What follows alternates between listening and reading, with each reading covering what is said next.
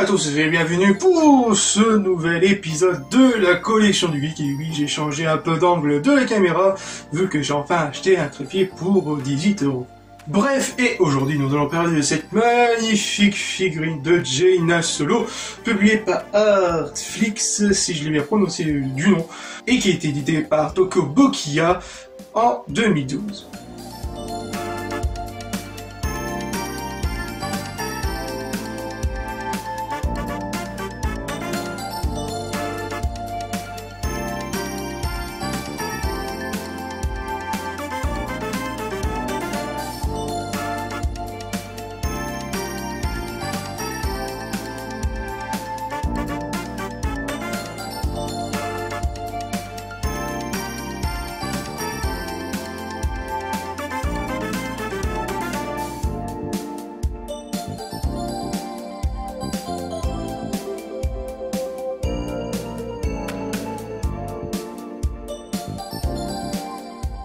C'est une figurine qui représente le personnage de Jaina Solo en version manga et en 1/7, ce qui veut dire environ 22,86 cm, pour un poids d'environ 590 grammes.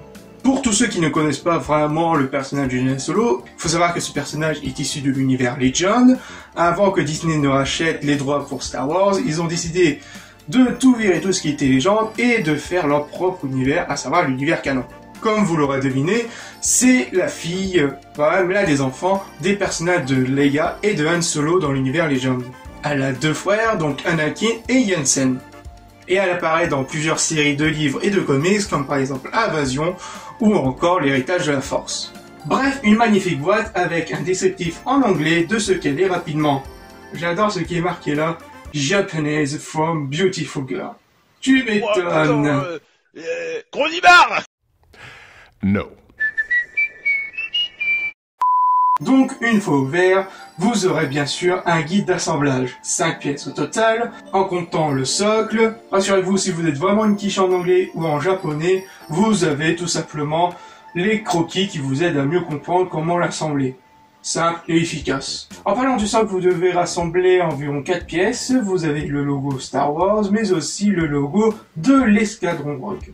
Retour sur la figurine avec les pièces à mettre. Vous avez les jambes, le casque avec la main gauche, la main droite avec le gilet de pilote, le torse pour assembler tout le reste, et la cerise sur le gâteau, son sabre laser à placer correctement en trouvant le petit trou. Pas ce genre de trou, bande de petits coquins. Une fois rassemblée, elle est tout simplement magnifique avec ses petits détails au niveau de la peinture ou de la sculpture.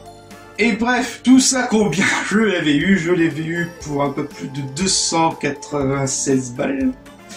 Ouais, c'est vrai, c'est vraiment un coup, mais c'était vraiment l'un moins cher que j'ai pu trouver sur Amazon. Je ne sais pas s'il y a encore d'actualité, mais sachez que cette figurine est ultra rare à trouver. Surtout à ce prix-là, hein. Franchement, si vous réussissez à le trouver vraiment à ce prix bas, c'est vraiment le plus bas possible. Car si vous allez sur certains sites internet, vous trouverez un peu plus dans les 300 à 800 € même. Voilà, même ce sont des prix assez olé même avec bien sûr les frais de port qui coûtent vraiment des trucs colossales, vraiment 12 € de plus, etc. Mais enfin bref.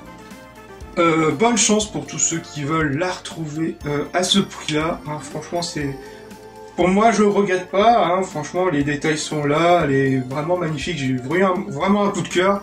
J'ai vraiment attendu d'économiser un peu pour l'avoir. Et au final, je l'ai eu. Et elle est parfaite. Voilà, ce 4e épisode de la collection du geek est fini. Et on se retrouve pour de futures vidéos. Allez, peace!